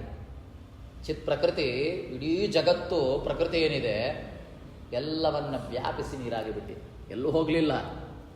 ಮತ್ತೆ ಅದರಿಂದನೇ ಎಲ್ಲ ವಸ್ತುವನ್ನು ತರ್ತಾನೆ ಪರಮಾತ್ಮ. ಭಾಗವತದಲ್ಲಿ ಬ್ರಹ್ಮಾಂಡಾದಿ ಪುರಾಣೆಲ್ಲ ಸ್ಪಷ್ಟಗೊಳಿಸ್ತಾ ವ್ಯಾಸ. ಎಲ್ಲ ಪ್ರಕೃತಿಯು ನೀರಾಯಿತು, ಅದೇ ಪ್ರಳಯೋದಕ. ಅಲ್ಲಿ ತಾನು ಹಾಸಿಗೆ ಮಾಡಿ ಮಲ್ಕೊಂಡ.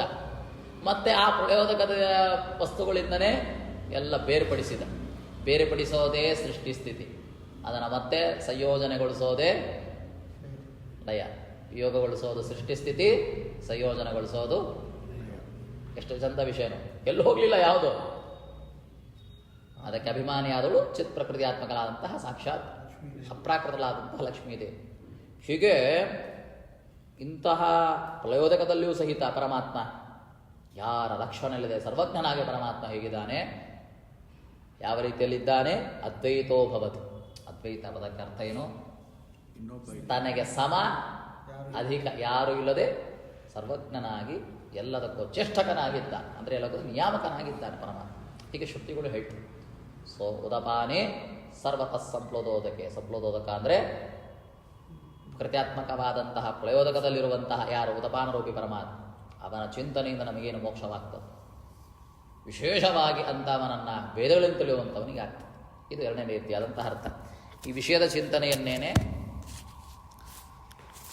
ರಾಯರು ಸ್ಪಷ್ಟನೆಗೊಳಿಸ್ತಾರೆ, ತಮ್ಮ ನಿವೃತ್ತಿಯಲ್ಲಿ ತಿಳಿಸಿಕೊಡ್ತಾರೆ.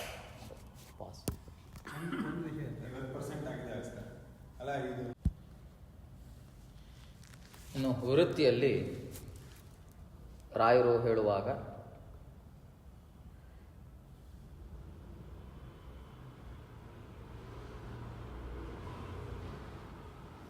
ಆಚಾರ್ಯರು ಭಾಷೆಯಲ್ಲಿ ಹೇಳಿದಂತಹ ವಿಷಯವನ್ನೇ ಸ್ಪಷ್ಟಗೊಳಿಸ್ತಾ ಏನು ಅಂತ,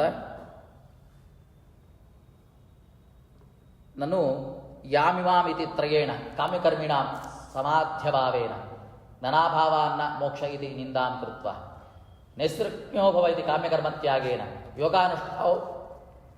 ಯೋಗಾನುಷ್ಠಾನ್ ಅನಿಯಮಯುಕ್ತ ಸತ್ತು ಅಯುಕ್ತ ಅಲ್ವಾ. ಯಾಮಿಮಾ ಪುಷ್ಪತಾಮಾಚಂ ಪದದಿಂದಾಗಿ ಏನು ಹೇಳಿದ್ರಿ? ಅದು ಪುಷ್ಪಕ್ಕೆ ಸಮಾನವಾದದ್ದು, ನಿಷ್ಪ್ರಯೋಜಕವಾದದ್ದು, ಅಸ್ಥಿರವಾದದ್ದು ಯಾವುದು? ಕಾಮ್ಯಕರ್ಮದಿಂದ ಸಿಗುವಂತಹ ಸ್ವರ್ಗಾದಿ ಫಲ ಅಂತ ಹೇಳಿ ಆ ಕಾಮ್ಯಕರ್ಮವನ್ನು ನಿಂದನೆ ಮಾಡಿದೆ. ನಿಂದನೆ ಮಾಡಿದ್ದು ಮಾತ್ರವಲ್ಲ, ಅದನ್ನು ಬಿಡಬೇಕು ಅಂತ ಹೇಳಿದೆ. ನೇಸ್ತೃಗುಣ್ಯೋ ಭವಾರ್ಜುನ ಅಂತ. ಅಂತಹ ಕಾಮ್ಯಕರ್ಮವನ್ನು ನೀಡುವಂತಹ ಚಿಂತನೆಯನ್ನು ಬಿಡು, ಸ್ವರ್ಗಾದಿ ಫಲವನ್ನು ಬಿಡು ಅಂತ ಹೇಳಿದೆ. ಇದು ಹೇಳೋದು ಸರಿಯಲ್ವಲ್ಲ? ಯಾಕೆ ಸರಿಯಲ್ಲ? ಕಾಮ್ಯಕರ್ಮದಿಂದ ಸಿಗುವಂಥವನಿಗೆ, ಜ್ಞಾನಿಯಾದವನಿಗೆ, ನಿಷ್ಕಾಮ ಕರ್ಮ ಮಾಡಿ ಜ್ಞಾನಿಯಾಗಿ ಏನು ಸಿಗ್ತದೆ? ಫಲ, ಮೋಕ್ಷ ಫಲ ಸಿಗೋದು. ಇನ್ನು ಜ್ಞಾನಿಯಾದವನಿಗೆ ಮೋಕ್ಷ ಫಲ ಏನು ಸಿಗ್ತದೆ? ಅವನಿಗೆ ಕಾಮ್ಯಕರ್ಮದಿಂದ ಸಿಗುವಂತಹ ಏನು ಸಿಗಲ್ಲ? ಸ್ವರ್ಗ ಫಲ ಸಿಗಲ್ಲ. ಸ್ವರ್ಗ ಫಲ ಯಾರಿಗೆ ಸಿಗಲ್ಲ? ಇವಾಗ ಜ್ಞಾನಿಗೆ ಸಿಗಲ್ಲ. ಜ್ಞಾನಿಗೆ ಇದ್ದಾಗ ಇವರಿಗೆ ಇದನ್ನು ಬಿಡು ಅಂತ ಹೇಳೋದು ಹೆಂಗೆ ಸರಿ? ಸಿಗ್ಬೇಕಲ್ಲ ಅವನಿಗೋದು, ಅದನ್ನು ಹೆಂಗೆ ಬಿಡೋದು? ಪ್ರಶ್ನೆ ಬರ್ಬೋದು. ಜ್ಞಾನಫಲಂ ಕರ್ಮಿಣಾಮಿವ ಕರ್ಮಫಲಂ ಸ್ವರ್ಗಾದಿಕಂ ಜ್ಞಾನಿನಾಂ ನಾಸ್ತಿ ಇತಿ ಜ್ಞಾನಕರ್ಮ ಮಾರ್ಗಯೋ ಸಾಮ್ಯಾದಿತ್ಯ ಯಾವಾನಿತಿ. ನೀನು ಬಿಡು ಅಂತಂದರೆ ಅದನ್ನು ಬಿಡು ಅಂತ ಹೇಳ್ಬೇಕು. ಹಾಗಾದ್ರೆ ಇದನ್ನು ಬಿಡು ಅಂದ್ರೆ ಅರ್ಥ ಅಂತಂದರೆ ಜ್ಞಾನಿಯಾದವನಿಗೆ ಸ್ವರ್ಗ ಫಲ ಸಿಗಲ್ವಲ್ಲ, ಹಾಗಾದ್ರೆ ಅದನ್ನು ಬಿಡು ಅಂತ ಹೇಳ್ಬೋದು ನೀನು. ಎರಡು ಸಾಮ್ಯತಾನೆ, ಅದು ಸಿಗದ್ರೆ ಸಿಗಲ್ಲ, ಸಿಕ್ಕರೆ ಸಿಗಲ್ಲ ಅಂತ ಪ್ರಶ್ನೆ ಮಾಡ್ಬೋದು. ಅದಕ್ಕೆ ಯಾವಾನ್ ಎಂಬುವಂತಹ ಶ್ಲೋಕವನ್ನು ತಿಳಿಸ್ತಾ ಇದ್ದಾನೆ. ಆಚಾರ್ಯರು ಭಾಷ್ಯದಲ್ಲಿ ಹೇಳಿದ್ದಾರೆ, ಸ್ವಲ್ಪ ಇವರು ಪದಗಳಲ್ಲಿ ಬಿಡಿಸಿ ಹೇಳಿದ್ದಾರೆ. ಸಾಮರ್ಥ್ಯಾದ್ ಯಥಾ ಏವಂ ಪದಯೋ ಅಧ್ಯಾಹಾರ. ಈ ಶ್ಲೋಕದಲ್ಲಿ ಜ್ಞಾನಫಲವನ್ನು ಮಹಾಸಮುದ್ರಕ್ಕೆ ಹೋಲಿಸಿ ಹೇಳೋದ್ರಿಂದಾನೇ ಅದಕ್ಕನುಗುಣವಾಗಿ ಯಥಾ ಏವಂ ಶಬ್ದಗಳನ್ನು ಅಧ್ಯಾಹಾರ ಮಾಡಿಕೊಳ್ಳಬೇಕು ಅಂತ. ಯಥಾ ಏವಂ, ಹೇಗೋ ಹಾಗೆ ಅಂತ ಅಧ್ಯಾಹಾರ ಮಾಡಿಕೊಳ್ಬೇಕು. ಅಷ್ಟು ಮಾತ್ರವಲ್ಲ, ಯಾವಾನ್ ತಾವಾನ್ ನಿತ್ಯಯೋ ಆವರ್ತಿ. ಯಾವಾನ್ ಅರ್ಥ ಉದಪಾನೆ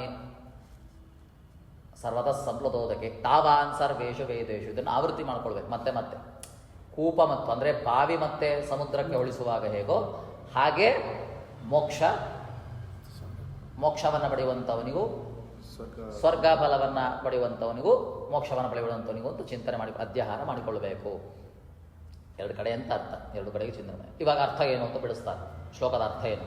ಯಥಾ ಯಾವಾನರ್ಥ ಪ್ರಯೋಜನ. ಅರ್ಥ ಅಂದರೆ ಪ್ರಯೋಜನ. ಹೇಗೆ?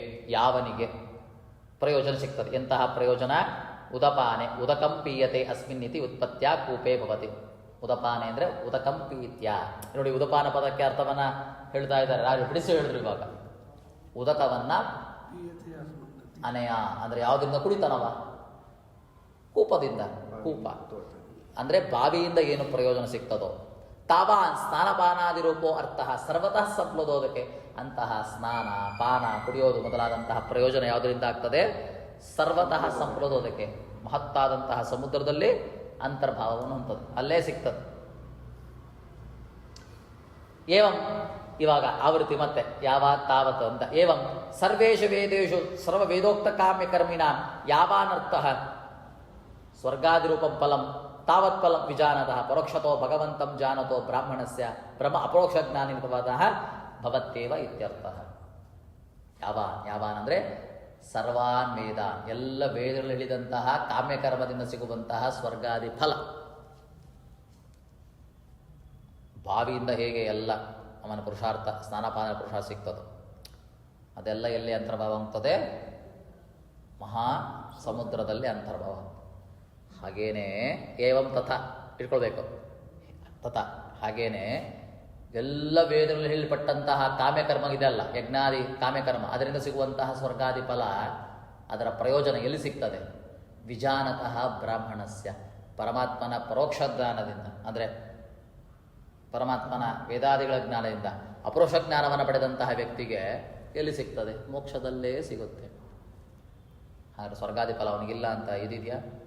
ಅವನಿಗೇನಾದ್ರು ಟೆನ್ಷನ್ಸ್ ಇದೆಯಾ? ಅಯ್ಯೋ ಸಂಗ್ ಸಿಗ್ತಾ ಇಲ್ಲ ಅಂತ. ಸೊ ಅದರ ಬಗ್ಗೆ ಚಿಂತನೆ ಮಾಡಬೇಡ. ಭವತ್ತೇವ ಇತ್ಯರ್ಥ. ಜ್ಞಾನಿಕರ್ಮಿಣೋ ಅನ್ಯೋನ್ಯ ಫಲಾಭಾವೇಪಿ ಜ್ಞಾನಿಫಲ ಮಹಾಸಮುದ್ರೋದಕಮಿವ ಮಹತ್. ಹೌದು, ನೀನು ಹೇಳಿದ್ದು ಸರಿ. ಜ್ಞಾನಿಗೆ ಸಿಗೋದು ಕರ್ಮಿಗೆ ಸಿಗೋದಿಲ್ಲ, ಕರ್ಮಿಗೆ ಸಿಗೋದು ಜ್ಞಾನಿಗೆ ಸಿಗಲ್ಲ ಫಲ. ಆದರೆ ಯೋಚನೆ ಮಾಡು, ಜ್ಞಾನಿ ಫಲ ಇದೆಲ್ಲ ಅದು ಮಹಾಸಮುದ್ರೋದಕದ ಹಾಗೆ. ಮಹಾಸಮುದ್ರೋದಕ ಸಿಕ್ಕಿದವನಿಗೆ ಅಯ್ಯೋ ನನಗೆ ಕೂಪೋದಕ ಸಿಕ್ಕಲಿಲ್ಲ ಅಂತ, ಅಯ್ಯೋ ನನಗೆ ಬಾವಿ ನೀರು ಸಿಕ್ಕಿಲ್ಲ ಅಂತ ಯಾವ ಯೋಚನೆ ಬರಲ್ಲ. ಹಾಗೆ ಜ್ಞಾನಿ ಫಲ ಮೋಕ್ಷ ಸಿಗುವಂಥವನಿಗೆ ಅಯ್ಯೋ ನನಗೆ ಸ್ವರ್ಗ ಫಲ ಸಿಗಲೇ ಇಲ್ವಲ್ಲ ಅಂತ ಯಾವ ಚಿಂತನೆ ಇಲ್ಲ ಅವನಿಗೆ, ಅದರ ಬಗ್ಗೆ ಯಾವ ಸಂಭಾವನೆಯೇ ಇಲ್ಲ ಅವನಿಗೆ. ಕರ್ಮಿಫಲಂತೂ ಕೂಪೋದಕಮಿವ ಅತ್ಯಲ್ಪಂ ಅಲ್ವಾ? ಕೂಪ ಎಷ್ಟು? ಅಷ್ಟೇ, ಅಲ್ಪ, ಅತ್ಯಲ್ಪ. ಒಂದು 100 ಬಕೆಟೋ 1000 ಬಕೆಟೋ ಅಷ್ಟೇ, ಆ ಗುಣಕ್ಕೆ ಸಂಬಂಧಪಟ್ಟ ಹಾಗೆ. ಅತಃ ಕುತಃ ತಯೋ ಸಾಮ್ಯ. ಮಹಾಸಮುದ್ರ ಆಗುವಾಗ 100 ಬಕೆಟ್ 1000 ಬಕೆಟ್ ಚಿಂತನೆ ಅಷ್ಟು ತೆಗೆದಷ್ಟು ಬರ್ತಾ ಇರ್ತದೆ. ಹೀಗೆ ಮತ್ತೆ ಅಲ್ಲಿಂದ ಸಾಮ್ಯ, ಅಲ್ಲಿಂದ ನೀ ಸಾಮ್ಯ, ಈ ಫಲ ಸಿಗೋನಿಗೆ ಆ ಫಲ ಸಿಗಲ್ಲ, ಆ ಫಲ ಸಿಗೋನಿಗೆ ಈ ಫಲ ಸಿಗಲ್ಲ. ಅದರಿಂದಾಗಿ ಕಾಮ್ಯ ಪರಬಲವನ್ನೇ ಯಾಕೆ ತ್ಯಾಗ ಮಾಡಬೇಕು ಅಂತ ಈಗ ಪ್ರಶ್ನೆನೇ ಬರಲ್ಲ. ಸಾಮ್ಯ ಆಗಿದ್ರೆ ಪ್ರಶ್ನೆ ಬರ್ಬೋದು. ಕೂಪ ಅದು ಅತ್ಯಲ್ಪ, ಮಹಾಸಮುದ್ರ ಅದು ಮಹತ್ ಬಹುತರ. ಕಾಮ್ಯಕರ್ಮ ಸಿಗುವಂತಹ ಸ್ವರ್ಗ ಅತ್ಯಲ್ಪ, ಅತ್ಯಲ್ಪ ಮಾತ್ರವಲ್ಲ, ಅದು ಅಶಾಶ್ವತ, ಅಸ್ಥಿರ. ಆದರೆ ಮೋಕ್ಷ ಬಹುಮಟ್ಟದ್ದು, ಪರಿಪೂರ್ಣವೂ ಆದದ್ದು. ಅಷ್ಟು ಮಾತ್ರವಲ್ಲ, ಶಾಶ್ವತವೂ ಆದದ್ದು. ಎಷ್ಟು ಈಗ ಸಾಮ್ಯ ಇದೆ. ಈಗ ಅವನಿಗೇನು ಚಿಂತನೆ ಸಾಮ್ಯವಾಗಿದ್ದರೆ, ಸಾಮ್ಯ ಇರೋದ್ರಿಂದ ಅದನ್ನು ಮಾತ್ರ ಯಾಕೆ ತ್ಯಾಗ ಮಾಡಬೇಕು? ಇದನ್ನು ತ್ಯಾಗ ಮಾಡ್ಬೋದಲ್ಲ. ಒಂದೇ ವಿಷಯ ಆದರೆ ಒಂದೇ ವಿಷಯ ಹೇಳ್ತೇನೆ, ನೀ ಇದನ್ನು ಬಿಟ್ಬಿಡು ಅಂದರೆ ಕೂತ್ಕೊಂಡು ಕೇಳ್ತಾನೆ, ಇದನ್ನ ಯಾಕೆ ಬಿಡಬೇಕು? ನಾನು ಅದನ್ನು ಬಿಡ್ತೀನಿ ಅಂತ. ಇಲ್ಲಿ ಸಾಮ್ಯನೇ ಇಲ್ಲ. ಇದು ಅತ್ಯಲ್ಪ, ಅಸ್ಥಿರ, ಅದು ಬಹುತರ, ಅಂದರೆ ಪರಿಪೂರ್ಣ, ಶಾಶ್ವತ. ತಥಾಚ ಅಲ್ಪ ಅಸ್ಥಿರ ಫಲಕ ಕರ್ಮನಿಂದಯ ಮಹಾನಂತ ಫಲಜ್ಞಾನ ಸಾಧನೆ ಯೋಗೆ ಪ್ರೇರಣಂ ಪೂರ್ವ ಶ್ಲೋಕೋತ್ತಮ ಯುಕ್ತಮಿತಿ ಭಾವ. ಅರ್ಥ ಆಯ್ತಲ್ಲ? ಹೀಗೆ ಯಾಕೆ ನಿಂದನೆ ಮಾಡಿದ್ದು, ಯಾಕೆ ಅದನ್ನು ತ್ಯಾಗ ಮಾಡುವಂಥ ಹಿಂದಿನ ಶ್ಲೋಕಗಳು ಹೇಳಿದ್ದು, ಅದು ಅತ್ಯಲ್ಪ, ಅಸ್ಥಿರ. ಮತ್ತು ಮಹತ್ತರ ಪ್ರಯೋಜನ ಶಾಶ್ವತ ರೂಪವಾದದ್ದು ಯಾವುದು? ಮೋಕ್ಷ. ಆ ಮೋಕ್ಷಕ್ಕೆ ಕಾರಣಭೂತವಾದಂತಹ ಯೋಗವನ್ನು, ಅಂದರೆ ಜ್ಞಾನ ಸಾಧನೆಯನ್ನು ಪ್ರಣಯವಾಗಿ ಹೇಳಿದ್ದು ಹಿಂದಿನ ಶ್ಲೋಕದಲ್ಲಿ ಹೇಳಿದ್ದು ಸರಿಯಾಗೇ ಇದೆ ಅಂತ ರಾಯರು ತಾವು ಹೇಳಿದ ವಿಷಯವನ್ನು ಯುಕ್ತಂ, ಅದು ಸರಿಯಾದದ್ದೇ ಅಂತ ಹೇಳಿ, ಉಚಿತವಾದದ್ದು ಅಂತ ಅದಕ್ಕೆ ಪ್ರೇರಣೆ ಕೊಟ್ಟದ್ದು. ಪರಮಾತ್ಮ ಪ್ರೇರಣೆ ಕೊಟ್ಟ ಅದಕ್ಕೆ, ಇದನ್ನು ಬಿಡು, ಕಾಮ್ಯಕರ್ಮವನ್ನು ತ್ಯಾಗ ಮಾಡು, ಶಾಶ್ವತ ಕರೋಣಂತಹ ಪರಮಾತ್ಮನಿಗೆ ಅನುಗ್ರಹ, ಪರಮಾತ್ಮನ ಅನುಗ್ರಹಕ್ಕೆ ಕಾರಣೀಭೂತವಾದಂತಹ ಆ ಜ್ಞಾನ ಸಾಧನೆಯನ್ನು ಮಾಡು ಅಂತ ಹೇಳಿದ್ದು ಉಚಿತವಾಗಿದೆ ಅಂತ ಸ್ವಲ್ಪ ಹೇಳಿ ಮುಗಿಸ್ತಾ ಈ ಶ್ಲೋಕದ ಚಿಂತನೆ. ಅತ್ರ ವಿಜಾನತ ಇತಿ ಪರೋಕ್ಷ ಜ್ಞಾನಸ್ಯ ಬ್ರಾಹ್ಮಣ ಪದೋಕ್ತ ಅಪರೋಕ್ಷ ಜ್ಞಾನಸ್ಯ ಹೇತು ಹೇತುಮದ್ಭಾವೇನ ಯುದಯೋ ಉಕ್ತಿ. ಇಲ್ಲಿ ಬ್ರಾಹ್ಮಣಸ್ಯ ವಿಜಾನತಃ ಅಂತ ಹೇಳಿದ್ದಾರೆ ಅಲ್ವಾ. ವಿಜಾನತಃ ಬ್ರಾಹ್ಮಣಸ್ಯ, ಪರೋಕ್ಷ ಜ್ಞಾನದಿಂದ ಅಪರೋಕ್ಷ ಜ್ಞಾನವನ್ನು ಪಡೆದವನಿಗೆ ಅಂತ ಅರ್ಥ. ಇದು ಕಾರಣ ಯಾವುದಕ್ಕೆ? ಅಪರೋಕ್ಷ ಜ್ಞಾನಕ್ಕೆ ಯಾವುದು ಕಾರಣ? ಪರೋಕ್ಷ ಜ್ಞಾನ ಕಾರಣ ಅಂತ ಹೇಳಿದ್ದು. ಕೆಲವೊಂದು ಸತಿ ಪ್ರಶ್ನೆ ಬರ್ಬೋದು, ಏನ್ರಿ ಪುನರುಕ್ತಿ ಅಲ್ವಾ ಇದು ಅಂತ. ವಿಜಾನದ ಪದಕ್ಕೆ ಅರ್ಥ ಏನು? ಜ್ಞಾನ ಅಂತ ಅರ್ಥ. ಬ್ರಾಹ್ಮಣ ಪದಕ್ಕೆ ಅರ್ಥ ಏನು? ಪರಮಾತ್ಮನ ಜ್ಞಾನ. ಪರೋಕ್ಷ ಜ್ಞಾನ ಪರೋಕ್ಷ ಜ್ಞಾನ ಅದಾಮೇಲೆ ಪುನರುಕ್ತಿ ಅಲ್ವಾ ಅಂತ ಪ್ರಶ್ನೆ ಬರ್ಬೋದು. ಮತ್ತೆ ಹೇಳಿದ್ದೇ ಹೇಳ್ಬೋದು ಅಂತ. ದ್ವಯೋಕ್ತಿ, 2 ಬಾರಿ ಹೇಳಿದ್ದು ನಿಜ. ಯಾವುದು? ಯಾಕೆ ಹೇಳಿದ್ದು? ಇದು ಇದಕ್ಕೆ ಸಾಧನೆ ಅಂತ, ಇದಕ್ಕೆ ಕಾರಣ ಅಂತ ಹೇತುಮದ್ಭಾವೇನ ಹೇಳಿದ್ದು ನಾವು ಅಂತ ಅರ್ಥ. ಪೂರ್ವತ್ರ ಸ್ವಾಮಿತ್ವೇನ ಹರಿಸ್ಮರಣಸ್ಯ ಯೋಗ ಶಬ್ದ ಜ್ಞಾನೋಪಾಯ ತತ್ಪ್ರಕಟನಾಯ ಸ್ವರೂಪಕಥನಂ ಇತಿ ಟೀಕೋಕ್ತಿ ಸ್ವಭುವಾತ್ ಅನೇನ ಇತಿ ಜ್ಞೇಯಂ. ಇಲ್ಲಿ ಒಂದು ವಿಷಯವನ್ನು ಹೇಳಿ ಮುಗಿಸ್ತಾರೆ. ಏನು ಅಂತಾದರೆ, ಇಲ್ಲಿ ಹಿಂದೆ ಹೇಳುವಾಗ ನಿರ್ದ್ವಂದ್ವೋ ನಿತ್ಯಸತ್ವಸ್ಥಃ ನಿರ್ಯೋಗಕ್ಷೇಮ ಆತ್ಮ. ನಿತ್ಯಸತ್ವಸ್ಥ ಅಂದರೆ ನಿತ್ಯವೂ ಪರಮಾತ್ಮನಿರುವಂಥವ, ಸ್ಮರಣೆ ಮಾಡುವಂಥವ. ಹೇಗೆ? ನನ್ನ ಆತ್ಮ, ನನ್ನ ಸ್ವಾಮಿ ಅಂತ ಚಿಂತನೆ ಮಾಡುವಂಥವ ಅಂತ ಹೇಳಿದ್ದಾರೆ. ಇದು ಜ್ಞಾನ ಸಾಧನೆ ಅಂತ ಹೇಳಿದ್ದಾರೆ. ಇದೇ ಜ್ಞಾನ ಸಾಧನೆ, ಪರಮಾತ್ಮನ ವಿಷಯದಲ್ಲಿ ಇದೇ ಜ್ಞಾನ ಸಾಧನೆ ಅಂತ ಹೇಳಿದ್ದಾರೆ ಅಲ್ವಾ. ಇದು ಸ್ವರೂಪ ಕಥನೆ ಮಾತ್ರ ಅಂತ ಟೀಕಾರಾಯರು ಹೇಳಿದ್ದಾರೆ. ಟೀಕಾರಾಯರು ತಮ್ಮ ಗೀತೆಯ ಭಾಷ್ಯದಲ್ಲಿ ಪ್ರಮೇಯ ದೀಪಿಕೆಯಲ್ಲಿ ಹೇಳುವಾಗ ಇದು ಜ್ಞಾನ ಸಾಧನೆ ಅಂತ ಹೇಳಿದು ಕೇವಲ ಸ್ವರೂಪ ಕಥನೆಗೆ ಮಾತ್ರ. ಸ್ವರೂಪ ಕಥನೆ ಅಂದರೆ ವಿಷಯ ಹೇಳಿದ್ದಷ್ಟೇ ಅಂತ, ಅದರಿಂದ ಏನು ಪ್ರಯೋಜನ ಇಲ್ಲ ಅಂತ ಅನ್ಕೊಳ್ಬೋದು ನೀವು. ಅದೇ ಪ್ರಯೋಜನವೂ ಇದೆ ಅಂತ ತಿಳಿಸಿಕೊಡ್ತಾ, ಪ್ರಕೃತಕ್ಕೇನು ಉಪಯೋಗ ಇಲ್ಲ ಅಂತ ಹೇಳಿಬೇಡಿ. ಅಭ್ಯುಪಗಮವಾದೇನ ಇತಿ ಜ್ಞೇಯಂ, ಅಭ್ಯುಗಮವಾದ ಅಂತ ತಿಳಿಯಬೇಕು ಅಂತ. ಯಾಕೆಂದರೆ ಹಿಂದೆ ಹೇಳಿದಂತಹ ವಿಷಯಕ್ಕೆ ಇಲ್ಲಿ ಪ್ರಕೃತಕ್ಕೆ ಅರ್ಥ ಇದ್ದೇ ಇದೆ ಅಂತ. ಏನು ಅಂತ ಹೇಳಿಬಿಡ್ತಾರೆ. ಏನು ಅಂತ ಅಂದರೆ,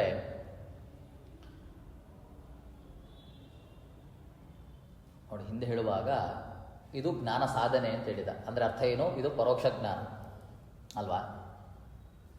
ನಿತ್ಯ ಸತ್ವಸ್ಥ ಅಂದರೆ ನಿತ್ಯವೂ ಪರಮಾತ್ಮನಲ್ಲಿ ನನ್ನ ಸ್ವಾಮಿ ಅಂತ ಚಿಂತನೆ ಇರಬೇಕು, ನನ್ನ ರಕ್ಷಕ ಮಮ ಸ್ವಾಮಿ ಎಂಬುವಂತಹ ಚಿಂತನೆ ಇರಬೇಕು. ಇದು ಏನು ಚಿಂತನೆ? ಪರೋಕ್ಷ ಜ್ಞಾನ.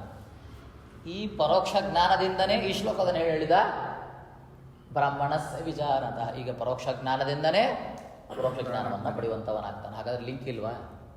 ಕೇವಲ ಸ್ವರೂಪ, ಸುಮ್ಮನೆ ವಿಷಯ ಹೇಳಿದ್ದು ಅಂತ ಮಾತ್ರವಲ್ಲ ಅರ್ಥ. ಇದು ಅಭ್ಯುಪಮವಾದ ವಿಷಯ ಹೇಳಿದ್ದು ಅಂತ ಹೇಳಿ ಟೀಕಾರಾಯರು ಒಪ್ಪಿರಿದ್ದಾರೆ. ಇದನ್ನು ಟೀಕಾರಾಯರ ಮತ ಪ್ರಕಾರವಾಗೇನು ಹಿಂದೆ ಹೇಳಿದಂತಹ ಶ್ಲೋಕ ಇದು ಜ್ಞಾನ ಸಾಧನೆ, ಇದೇ ಜ್ಞಾನ ಸಾಧನೆ ಅಂತ ಹೇಳುವಂತಹ ವಿಷಯ ಎನ್ನುವುದು ಪರೋಕ್ಷ ಜ್ಞಾನ.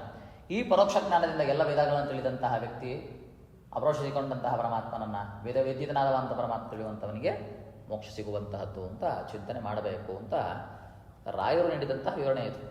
ಆಯಿತಾ? ನಮಗೆ ಅಲ್ಲಿ ಕೇಳಿದ ಕೂಡಲೇ ನಮಗೇನಾಗ್ತದೆ ಅಂತ ದೀಪಿಕಾ ಓದ್ಬಿಡ್ತೀವಿ. ಇವಾಗ ಪ್ರದೀಪ ದೀಪಿಕಾ ಓದುವಾಗ, ಪ್ರಮೇಯ ದೀಪಿಕಾ ಇವಾಗ ಅಧ್ಯಯನ ಮಾಡುವಾಗ ಟೀಕಾರಾಯರು ಸುಮ್ಮನೆ ಹೇಳ್ತಾರೇನೋ, ಒಂದಕ್ಕೊಂದು ಲಿಂಕ್ ಇಲ್ವೇನೋ ಅಂತ ಅನ್ಕೊಳ್ಬೋದು. ಇಲ್ಲ, ಅಭ್ಯುಪಮವಾದ ಅಂದ್ರೆ ಅರ್ಥ ಏನು?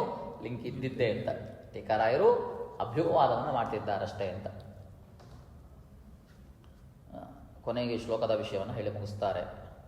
ಯದ್ವಾ ಪೂರ್ವತ್ರ ನಿಸ್ತ್ರಿಗುಣ್ಯೋ ಭವೇತಿ ಸ್ವರ್ಗಾದಿ ಕ್ಷೈಕ ಫಲ ಶೈಯುಷ್ಣ ಫಲಕ ಕಾಮ್ಯಕರ್ಮ ರೂಪೇ ಅಪಾತತಃ ಪ್ರತೀತೆ ವೇದಾರ್ಥೆ ಭ್ರಾಂತಿ ಮಾಕರ್ಷಿ ಇತ್ಯುಕ್ತ ಕಾಮ್ಯಕರ್ಮ ನಿವೃತ್ತೋ ತ್ರಿಗುಣ್ಯ ವಿಷಹಾರಿ ವೇದಾಶ್ರಯಣಂ ಕಾರ್ಯಮಿತ್ಯುಕ್ತರ್ಥೆ ವೇದ ತಾತ್ಪರ್ಯಾರ್ಥಂ ನಿವೃತ್ತಕರ್ಮಾರಾಧ್ಯಂ ವಿಷ್ಣುಂ ಸಮ್ಯಕ್ ಜ್ಞಾಚಾನತೋ ಅತಿಶೀತ ಫಲವಾಪ್ತಿ ರೂಪ ಯುಕ್ತಿಮಾಹ ಯಾವಾನಿತಿ.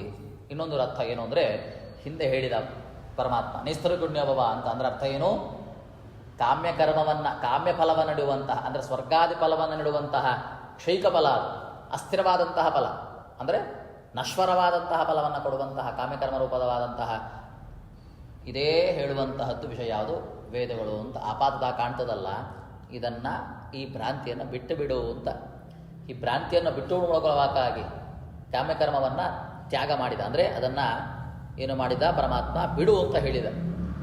ಹೀಗೆ ಅಷ್ಟು ಮಾತ್ರವಲ್ಲ, ತ್ರೈಗುಣ್ಯ ವಿಷಹಾರಿ ವೇದಾಶ್ರಯಣ, ಇದು ಅಷ್ಟು ಮಾತ್ರವಲ್ಲ, ಇದು ತ್ರೈಗುಣ್ಯ ವಿಷಯ ವೇದ. ಇನ್ನೊಂದು ಅರ್ಥ, ತ್ರೈಗುಣ್ಯ ವಿಷ ಯಾ ವೇದ ಅಂದ್ರೆ ಅರ್ಥ ಏನು? ಇದೆಲ್ಲ ತ್ರಿಗುಣ ವಿಷ, ಸತ್ವ ತನೋರ್ಜೋ ಗುಣರೂಪವಾದಂತಹ ಏನಿದೆ ಸಂಸಾರ ಬಂಧನ ಎಂಬುವಂತಹ ವಿಷ, ಅದನ್ನು ಅಪಹರಣೆ ಮಾಡುವಂಥದ್ದು, ಅದು ತೊಗೊಳಾಕೋದು ಯಾವುದು? ಈ ವೇದಗಳು ಅಂತ ಚಿಂತನೆ ಮಾಡುವಂಥ ಅಲ್ವಾ. ಅದನ್ನು ಹೇಳಿದ. ಅದನ್ನೇ ಆಶ್ರಯವನ್ನು ಹೊಂದಬೇಕು ಅಂತ ಅರ್ಥದಲ್ಲೇ ವೇದ ತಾತ್ಪರ್ಯಭೂತನಾದವ ಯಾರು? ಸ್ವಾಮಿ ಪರಮಾತ್ಮ. ಆ ಪರಮಾತ್ಮನನ್ನ ನಿವೃತ್ತಿ ಕರ್ಮದಿಂದಾಗಿ ಪರಮಾತ್ಮನ ಪೂಜೆ ಅಂತ ಆರಾಧನೆ ಮಾಡಬೇಕು. ನಿವೃತ್ತಿ ಕರ್ಮ ಅಂದರೆ ಯಾವ ಅಪೇಕ್ಷೆ ಇಲ್ಲದೆ, ಫಲಾಪೇಕ್ಷೆ ಇಲ್ಲದೆ ನಿವೃತ್ತಿ ಕರ್ಮರೂಪವಾದಂತಹ ಪರಮಾತ್ಮನ ಆರಾಧನೆ ಎಲ್ಲ ವೇದಾರ್ಥಗಳು ಹೇಳುವಂತಹದ್ದು ಅಂತ ಚಿಂತನೆ ಮಾಡಬೇಕು. ಇದರಿಂದ ಆಗುವಂತಹ ಫಲ ಏನ್ರಿ? ಅತಿಶಯ ಫಲ ಇದೆ. ಅದನ್ನು ಈ ಶ್ಲೋಕದಲ್ಲಿ ಹೇಳ್ತಾ ಇದ್ದಾರೆ. ಏನು ಅಂತ? ಯಾವಾನ್ ಅರ್ಥ ಉದಪಾನೆ ಸರ್ವತಃ ಸಂಪ್ಲೋದೋದಕ್ಕೆ ತಾವಾನ್ ಸರ್ವೇಶು ವೇದೇಶು ಬ್ರಾಹ್ಮಣಸ್ಯ ವಿಜಾನತಃ ಅಂತ. ಏನು ಅರ್ಥ ಅಂತ ಹೇಳಿ ಮುಗಿಸ್ತಾರೆ ಶ್ಲೋಕದಲ್ಲಿ. ಸರ್ವತಃ ಸಂಪ್ಲೋದೋದಕ್ಕೆ ಪ್ರಕೃತ್ಯಾತ್ಮಕೆ ಮಹಾಪ್ರಳಯೋದಕ್ಕೆ ಅಧಿಕರಣ ಸಪ್ತಮಿ. ಏನು ಏನು ಅತಿಶಯ ಫಲ ಏನ್ರಿ ಅಂತಂದ್ರೆ ಈ ಶ್ಲೋಕದಲ್ಲಿ ಹೇಳ್ತಾ ಇದ್ದಾರೆ. ಇನ್ನೊಂದು ರೀತಿ ಅರ್ಥ ಏನು? ತಾತ್ಪರ್ಯದಲ್ಲಿ ಹೇಳಿದ್ರಲ್ಲ ಆಚಾರ್ಯರು, ಆ ಅರ್ಥ ಏನು? ತಾತ್ಪರ್ಯ ಆಚಾರ್ಯರು ಸರ್ವತಃ ಸಂಪ್ಲೋದಕ್ಕೆ ಎಲ್ಲತ್ರ ವ್ಯಾಪಿಸಿ ತಂದಿರುವಂಥದ್ದು ಪ್ರಳಯೋದಕ. ಚಿತ್ ಪ್ರಕೃತಿ ರೂಪವಾದಂಥದ್ದೇ ಏನಾಯಿತು? ಎಲ್ಲ ಕಡೆ ವ್ಯಾಪಿಸಿದೆ. ಇದು ಅಧಿಕರಣ ಸಪ್ತಮಿ. ಸಪ್ತಮಿ ವಿಭಕ್ತಿ ಇದೆ, ಇದಕ್ಕೆ ಹೆಸರು ಅಧಿಕರಣ ಸಪ್ತಮಿ. ಅಂದ್ರೆ ಅರ್ಥ ಏನು? ಆ ಪ್ರಳಯೋದಕದಲ್ಲಿ ವ್ಯಾಪಿಸಿ ಇರುವಂತವ ಅಂತ. ಅಲ್ಲಿರುವಂತವ, ಅಲ್ಲಿ ಅಂತಲ್ಲ, ಅಂತಹ ಪ್ರಳಯದಲ್ಲಿ ಇರುವ ಯಾರಿದ್ದಾನೆ? ಉದಪಾನ. ಉತ ಅಂದ್ರೆ ಎಲ್ಲ ಉದ್ರಿಕ್ತನಾದವ, ಅಂದ್ರೆ ಸರ್ವಗುಣ ಸಂಪನ್ನನಾದವ. ಅಪ ಪಾಲಕ ವರ್ಜಿತನಾದವ. ಅನ ಅಂದ್ರೆ ಎಲ್ಲ ಕಾಲಾದಿಗಳಿಗೂ ಚೇಷ್ಟಕ ನಿಯಾಮಕನಾದವ. ಉದಪಾನಿ ಪರಮಾತ್ಮನಿ, ಅಲ್ಲಿರುವಂತಹ ಪರಮಾತ್ಮನ ಇಲ್ಲಿ ಉದ್ರೇಕಾತ್ ಅಪ ಪಾಲಕರಾಹಿತ್ಯಾತ್ ಅನಹ ಚೇಷ್ಟಾಕತ್ವಾತ್ ಹೇತೋ ಉಚ್ಛ್ವಾಸ ಅಪಶ್ಚ ಅನ್ಯಶ್ಚೇ ಇತ್ಯುಪಾದಾನ. ಅದನ್ನು ಬಿಡಿಸರು. ಉಚ್ಛ್ವಾಸೌ ಅಪಶ್ಚ, ಉಚ್ಛ್ವಾಸೋ ಅಪಶ್ಚ ಅನಶ್ಚ ಇತ್ಯುಪಾದಾನ.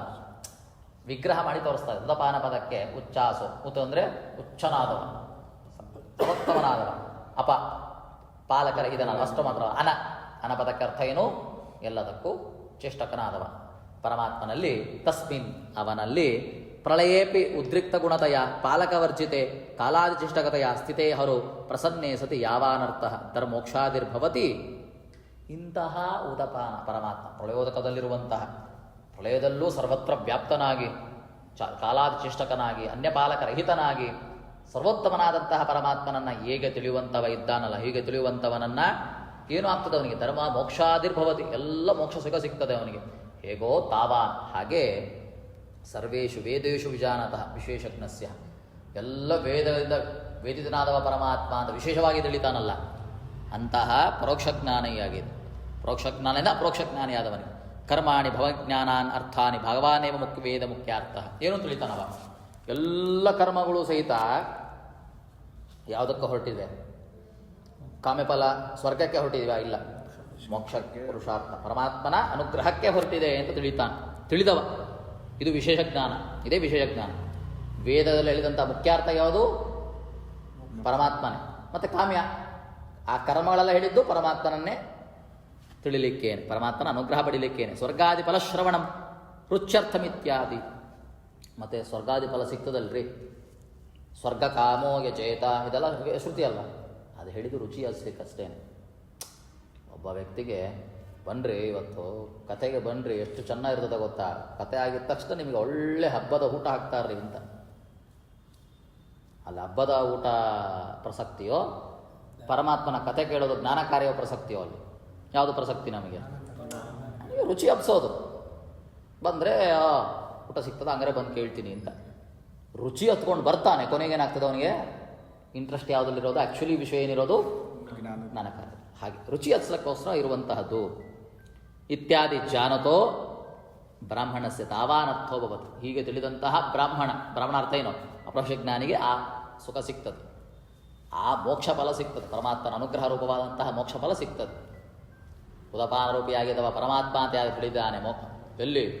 ಪ್ರಳಯ ಕಾಲದಲ್ಲೂ ಅಂತಹ ಮೋಕ್ಷ ಫಲ, ಪರಮಾತ್ಮನ ಅನುಗ್ರಹ ರೂಪ ಮೋಕ್ಷ ಫಲ ಹೀಗೆ ವೇದ ವಿದಿತನಾದ ಪರಮಾತ್ಮನವ ಅಂತ ಯಾರು ತಿಳಿತಾನಲ್ಲ, ಅಪರೋಕ್ಷ ಜ್ಞಾನಿಗೆ ಸಿಗ್ತದೆ.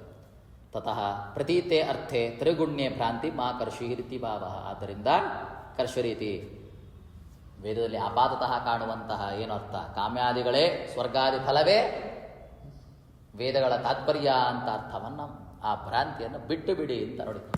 ಹಿಂದಿನ ಶ್ಲೋಕಕ್ಕೂ ತ್ರಿಗುಣ್ಯ ವಿಷಯೋ ವೇದ ಶ್ಲೋಕಕ್ಕೂ ಈ ಶ್ಲೋಕ ಯಾವಾನರ್ಥದಪಾನೆ ಶ್ಲೋಕಕ್ಕೂ ಎಷ್ಟು ಅದ್ಭುತವಾಗಿ ಲಿಂಕನ್ನು ಹೇಳಿ, ಆದ್ದರಿಂದಾಗಿ ವೇದದಲ್ಲಿ ಆಪಾತ ಕಾಣುವಂತಹ ಅರ್ಥವನ್ನು ಮಾಡುವಂಥವರಲ್ಲ ವೇದಾಭಾಸಕರು, ವೇದಿಕಾಭಾಸಕರು. ನಿಜವಾದ ವೇದಿಕರಲ್ಲ ಅವರಲ್ಲ. ಅವರು ಹೇಳುವ ಹಾಗೆ ವೇದಗಳಲ್ಲಿ ತಾತ್ಪರ್ಯಭೂತನಾದವ ಪರಮಾತ್ಮನೇ ಹೊರತು ಕಾಮ್ಯಾದಿ ಫಲಭೂತವಾದಂಥ ಸ್ವರ್ಗಾದಿಗಳಲ್ಲ. ಆದ್ದರಿಂದ ಅಂತಹ ಪರಮಾತ್ಮನ ವಿಧಿವಿಧನಾಂತ ಪರಮಾತ್ಮನ ಚಿಂತನೆ, ಅವನಿಂದ ಸಿಗುವಂತಹ ಮೋಕ್ಷ, ಅವನ ಅನುಗ್ರಹ ರೂಪ ಮೋಕ್ಷ, ಅದು ಯಾವುದರಿಂದ ಆಗುವಂಥದ್ದು? ಜ್ಞಾನ ಸಾಧನೆಯಿಂದನೇ ಆಗುವಂಥದ್ದು. ಸೊ ಜ್ಞಾನ ಸಾಧನೆಯಲ್ಲಿ ನಿಷ್ಠೆಯನ್ನು ಮಾಡು, ಜ್ಞಾನ ಸಾಧನೆ ವಿಷಯವನ್ನು ತಿಳಿಸ್ತಾ ಇದ್ದೇನೆ ಅಂತ ತಿಳಿಸ್ತಾನೆ. ಮುಂದಿನ ಶ್ಲೋಕದಿಂದ ಬಹಳ ಅದ್ಭುತ, 2ನೇ ಅಧ್ಯಾಯವೇ ಬಹಳ ಅದ್ಭುತ. ಅದನ್ನೆಲ್ಲ ಮುಂದೆ ಚಿಂತನೆ ಮಾಡೋಣ. ವಿಶೇಷವಾಗಿ ಮುಂದಿನ ಶ್ಲೋಕ ಪ್ರಮುಖವಾದದ್ದು ಯಾವುದು? ಕರ್ಮಣ್ಯೇ ವಾಧಿಕಾರಸ್ತೆ ಮಾ ಫಲೇಷು ಕದಾಚನ. ಈ ಶ್ಲೋಕದ ಚಿಂತನೆಯನ್ನು ಮುಂದಿನ ಪಾಠದಲ್ಲಿ ಕಾಣೋಣ. ಕೃಷ್ಣಾರ್ಪಣ.